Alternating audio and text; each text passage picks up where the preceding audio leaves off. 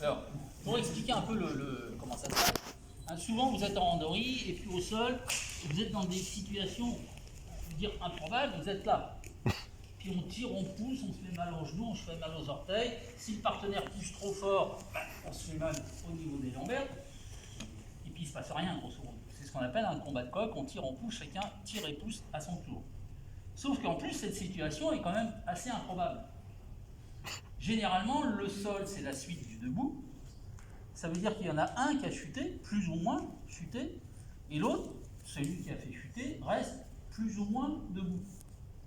Ce qui fait que quand on arrive au sol, généralement, il y en a un qui défend, c'est celui qui a chuté, et un qui va attaquer, qui va essayer d'enchaîner, qui va essayer de profiter de ce qu'on appelle la liaison de boussole pour aller au plus vite conclure au sol, soit par une immobilisation, soit par un étranglement ou un arme. Donc ce qui veut dire qu'on est rarement dans cette situation.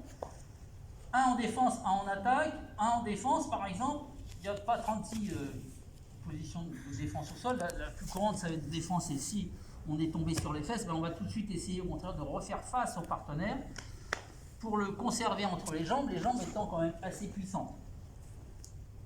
Deuxième solution qu'on voit aussi en compétition, c'est qu'il y en a qui chute, ou alors qui a chute ou qui a attaqué. Hein, d'ailleurs, quelqu'un qui fait un ippon raté, il fait ippon, l'autre le pousse, boum, et tout de suite il va essayer de défendre parce que là, vous êtes en difficulté. Donc on va dire que c'est les deux grosses, enfin, du moins ce sont les deux situations les plus courantes. Un qui va défendre parce qu'il a fait une attaque plus ou moins ratée, qui va se mettre en boucle parce que l'autre il va essayer de le retourner, de l'étrangler, de faire une clé. On va essayer de voir un peu tous les cas de figure. Et donc l'autre situation, c'est un qui arrive au sol, qui défend, ben lui au contraire, il va essayer de conserver au maximum le partenaire entre les jambes, sachant que quand dans les combats au sol, dans les situations au sol, si la situation n'évolue pas, au bout de quelques secondes, l'arbitre va dire maté. Ça ne sert à rien de laisser perdurer une situation où il ne se passe rien. Donc celui qui est au sol, qui est un peu en difficulté, ben, il a tout avantage à faire en sorte que ça n'évolue pas. Alors ça n'évolue pas, qu'est-ce que ça veut dire? Ça veut dire si je l'ai entre les jambes, je contrôle, ben, je vais essayer de le garder au maximum entre les jambes. Okay. Sachant que même s'il vous tient sur le dos, tant qu'il est entre les jambes, ça ne compte pas. Pour que ça compte, là par exemple, hop, il a passé l'obstacle des jambes, là ça compte. Ok.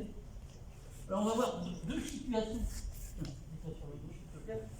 Vraiment basique pour passer les jambes, parce que le gros truc c'est de passer les jambes. Souvent, il y a d'autres situations, mais le gros truc c'est de passer les jambes. Pour passer l'obstacle des jambes, là encore, il y a deux situations. C'est de passer soit par-dessous, soit par-dessus. Ok, on va commencer par celle par-dessous. Alors il y en a pas mal, on voit le plus simple. Avec en plus à l'esprit, essayez toujours d'avoir à l'esprit que même si votre idée c'est de passer sous les jambes, si je fais ça, si je contrôle par le haut, lui bah, il va s'en aller, il ne va pas rester là, il n'y a aucune raison de l'attendre. Et c'est là où ça se complique un petit peu. On va essayer de faire une technique de passage tout en essayant de...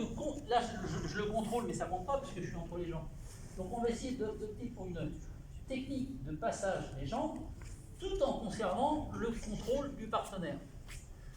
Et on se rend compte que ce qui est important, c'est de contrôler le haut du corps du partenaire. Ça, c'est important. Okay. Alors, une technique, il y en a plein, hein, on va prendre. Le plus simple, c'est qu'on va prendre un bon appui intérieur et l'avant-bras sur le haut du corps. Alors, je ne reste pas là, parce que si je reste là, j'ai quasiment pas de puissance ici sur lui. Hein, il va falloir dégager. Hop, je vais tout de suite essayer d'amener cette puissance. Et première chose. Alors au début, laissez-vous faire, ne forcez pas pour voir si ça marche ou pas. Pour bien apprendre pour les techniques au sol, hein, vraiment, on se laisse faire. Okay. Bon appui ici, et je passe dessous. Et là, je ne vais pas me contenter de pousser avec le bras. Le bras, il est moins fort que la jambe. Donc s'il repousse avec la jambe, je ne passerai pas. Je vais essayer, là encore, que ce soit debout ou au sol, on essaie d'utiliser au maximum la puissance du corps. La puissance du corps, en fait, le poids de corps, hein, si on bouge avec le poids de corps, si on fait bouger le poids de corps, bah, c'est de la puissance. Ce poids de corps, je vais l'utiliser comment? En poussant pas qu'avec le bras, mais en poussant avec l'épaule et tout le buste. je vais aller chercher son épaule opposée, son genou gauche, je vais essayer de l'amener vers son épaule droite, là, pour le mettre en appui ici. Là, il est en tension de ce côté. Hop, je prends appui. Esquive avec la tête.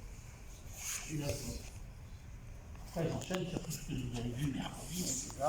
Il faut quelque chose qu'on veut, hein. Après, c'est du libre. L'essentiel étant fait, l'essentiel est qu'on a passé l'obstacle des jambes. Donc, autre chose aussi, mais ça, c'est pas évident à retenir au début, au sol, on ne lâche jamais tout en même temps, jamais deux appuis en même temps. Si on lâche un appui, on en récupère un autre. Hein, ça, c'est vraiment essentiel pour progresser au sol. Si vous lâchez deux appuis en même temps, il a de fortes chances de pouvoir se libérer assez facilement. Donc, regardez, de façon pratique, là, j'ai un appui, et je vais appuyer ici. Je pousse le genou vers l'épaule opposée. Et je vais chercher un appui. Maintenant, je vais dégager ici. Maintenant, je peux lâcher cet appui-là.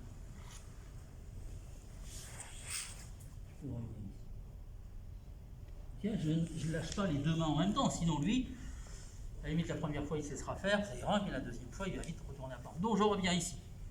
On contrôle le haut du corps. L'avant-bras en appui. Hop. Je travaille en diagonale. Mon épaule, mon buste vont pousser son genou vers l'épaule opposée. Là, je le mets en pression de ce côté. Je fais un appui. Maintenant, j'esquive. Je fais pas ça pour passer. Hein. Là, il s'en va. Je vais esquiver avec la tête. Je suis ici, on appuie, et maintenant j'esquive. Voilà. Et j'ai rien lâché ici. Et je repasse. Si ça tient, je peux tenir comme ça. S'il a bougé pour X raison, hop, je reviens ici. Okay. Et après, on peut opter pour tout ce que vous avez vu mardi soir. On essaie ce premier passage. On va essayer d'en avoir 4 ou 5 pour le moment.